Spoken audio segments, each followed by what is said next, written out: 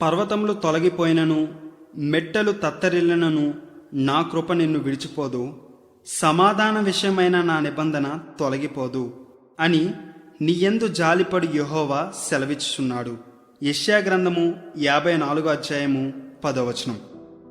గమనించండి, దేవుని వాక్యం సెలవిస్తున్న రీతిగా పర్వతములు తొలగిపోయినను, మెట్టెలు తత్తరిల్లినను నా కృప నిన్ను విడిచిపోదు.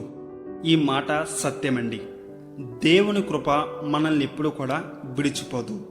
ఈ లోకంలో ఉన్నటువంటి మనుషుల అండైనా, మనుషుల ప్రేమైనా ఒకనొక సమయంలో విడిచిపోతుందేమో కానీ దేవుని ప్రేమ ఎప్పటికీ మారిపోదు, మనల్ని విడిచిపోదు. అంతెందుకండి, మనల్ని కన్న తల్లే మనల్ని ఏదైనా సందర్భంలో మర్చిపోవచ్చేమో, నిన్ను ప్రేమిస్తున్నటువంటి నీ కుటుంబ సభ్యులే ఏదో ఒక విషయంలో నిన్ను మరవచ్చేమో, లేదంటే మీరు ప్రేమిస్తున్నటువంటి వ్యక్తిని మీరెప్పుడైనా మర్చిపోయి ఉండొచ్చు.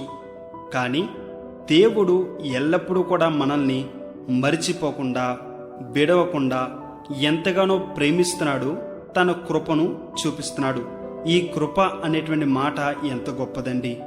ఈ కృప అనేటువంటి విషయము గురించి మనం చెప్పుకోవాలంటే కృప జీవము కంటే ఉత్తమమైందండి.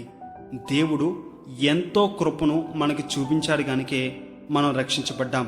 ఈ కృపను గురించి చెప్పాలంటే ఒక అర్హత లేనటువంటి వ్యక్తికి అర్హత కల్పించడం, ఒక యోగ్యత లేనటువంటి వ్యక్తికి యోగ్యతనివ్వటం, ఎందుకు పనికిరాని వ్యక్తిని అన్ని అవకాశాలు ఇస్తూ వారి పక్షంగా అన్నీ చేస్తూ ఉన్నతమైన స్థితికి తీసుకురావటానికి ఈ కృప తోడ్పడుతుంది.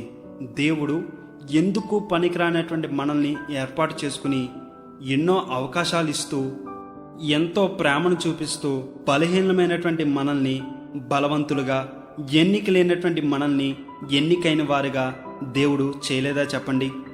దేవుడు కృపను మర్చిపోకూడదండి. ఆయన ప్రేమను విడిచిపెట్టకూడదు.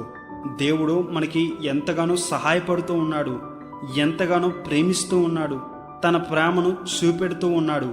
అటువంటి దేవుణ్ణి మనం విడిచిపెట్టకూడదండి.